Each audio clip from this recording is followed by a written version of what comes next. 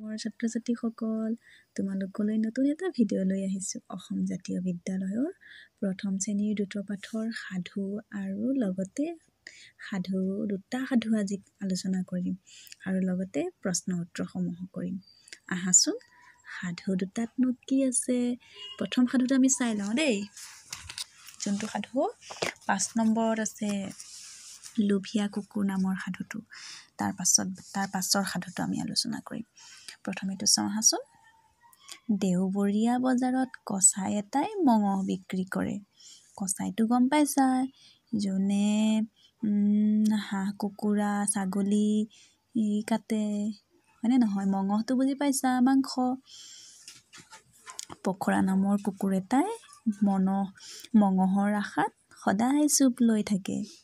এদিন পখৰাই চেক বুজি তাৰ পৰা মঙহ এডোখৰ লৈ ভিৰাইলৰ দিলে।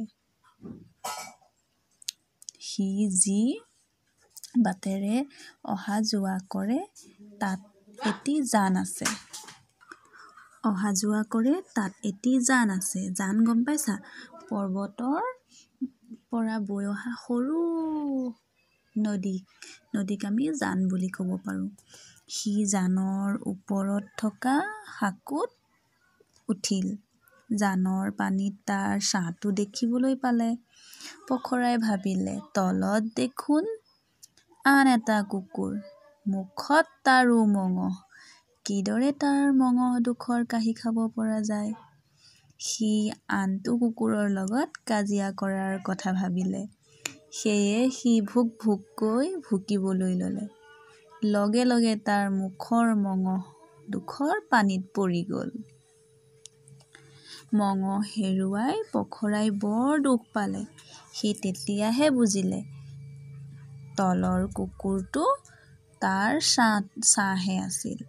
অতি লোভৰ বাবে সি পোৱাখিনিও হেৰুৱালে। সেইকাৰণে আমি লোভ কৰিব নালাগে, হয়নে?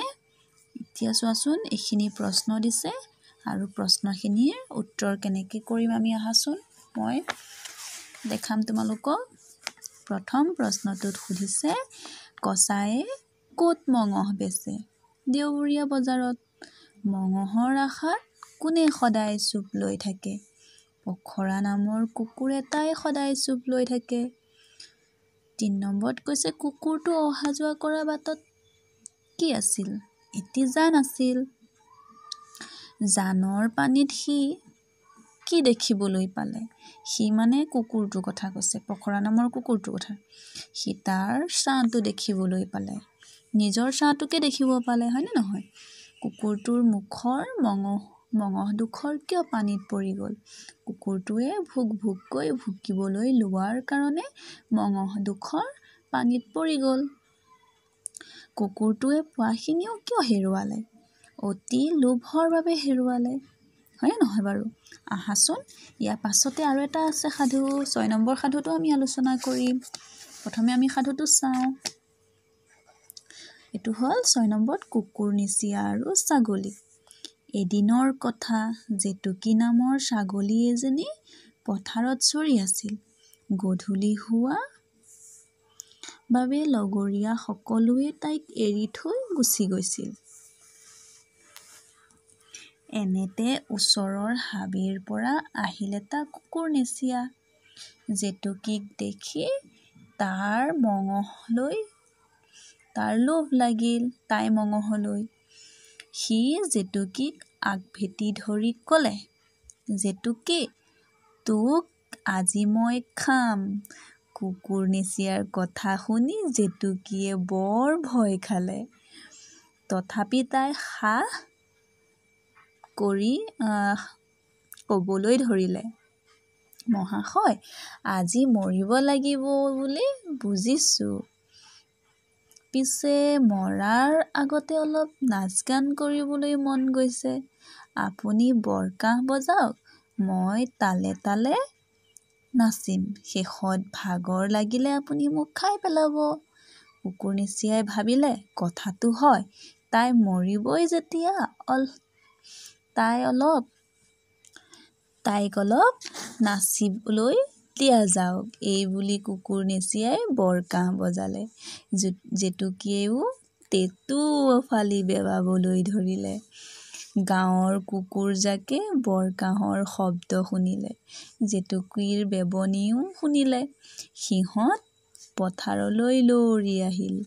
কুকুৰজাকে কুকুৰনিচীয়াৰ ফালে চোঁচা ল'লে। জেতুকীৰ গিৰিহঁতেও তাই পথাৰতে আছে বুলি বুজি পালে। গিৰিহঁতেও টাঙোন লৈ খেদি আহিল। প্ৰাণৰ ভয়ত কুকুৰনিচীয়াই হাবিত সোমাল। গিৰিহঁতে ছাগলীজনী ঘৰলৈ লৈ আহিল।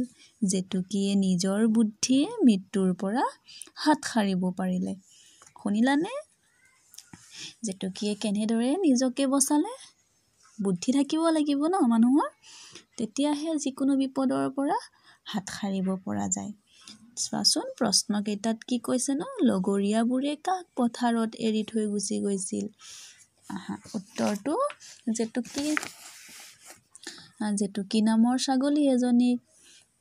কুকুৰনিচীয়াই বৰকাঁহ বজাওঁতে জেতুকীয়ে কি কৰিছিল? তেতু ফালি বেবাইছিল। বৰকাঁহৰ শব্দ আৰু জেতুকীৰ বেবনী শুনি গাঁৱৰ কুকুৰজাকে কি কৰিছিল? কুকুৰজাক পথাৰলৈ লৰি আহি কুকুৰনিচীয়াৰ ফালে চোঁচা লৈছিল। কুকুৰনিচীয়াক জেতুকীৰ গিৰিহঁতে কি লৈ খেদিলে? টাঙোন লৈ খেদিছিল, হয়নে নহয় বাৰু? বা খেদিলে। তোমালোকে এই সাধু দুটা ধুনীয়াকৈ উত্তৰসমূহ লিখি ল'বা দেই, আৰু ক'বলৈ যত্ন কৰিবা। আৰু মোৰ ভিডিঅ'সমূহে তোমালোকক যদি সহায় কৰে, তেনেহ'লে মোৰ চেনেলটো ছাবস্ক্ৰাইব কৰি ল'বা। ভাল লাগিলে লাইক কৰিবা, আৰু তোমালোকৰ বন্ধু-বান্ধৱীসকললৈও শ্বেয়াৰ কৰি দিবা কিন্তু দেই। তোমালোকে ভালে থাকা। ধন্যবাদ।